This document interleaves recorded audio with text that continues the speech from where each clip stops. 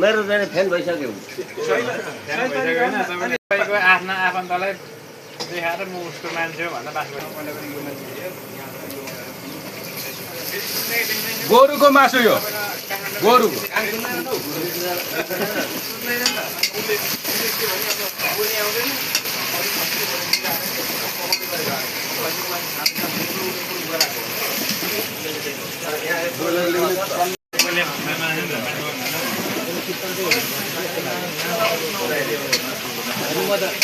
मसला हालिदिनु भयो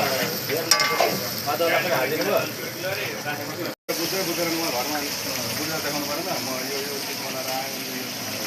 होइन नि त्यो तर सबै अनि भाइरल अनि पैसा त कति कमायो हाम्रो उसले गर्दा पैसा कमायो अब यो चिजले गर्दा के बनायो के हाल्यो त्यो सबै थाहा हुने भयो कि यो मासु त्यो अघि राखेको जति हाल्दा त ती छ सबै सामान त्यही हो हाल्दै अनि त्यो चाहिँ बिर्सिनु भएर त्यति हो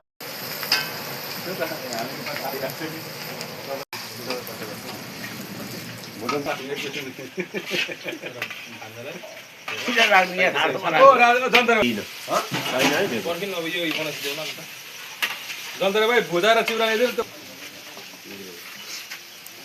त्यो त अब तपाईको आफ्नो भेना हो अब के भन्नु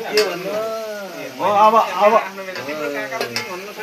काकालाई भन्नु मैले गरे सुरुमा मैले कुरा गरेर गरेको सुरुमा चाहिँ सालो अब भतिजले अब सबैभन्दा नजिकको छिमेकीले कुखुरा काट्यो भन्दा मजाले थियो खसी पनि गर्ने कति सफा तरिकाले बेला बेला बाहिर झरेर पानी ल्याइदिन्छ अब पानीमा त्यस्तै हुँदैन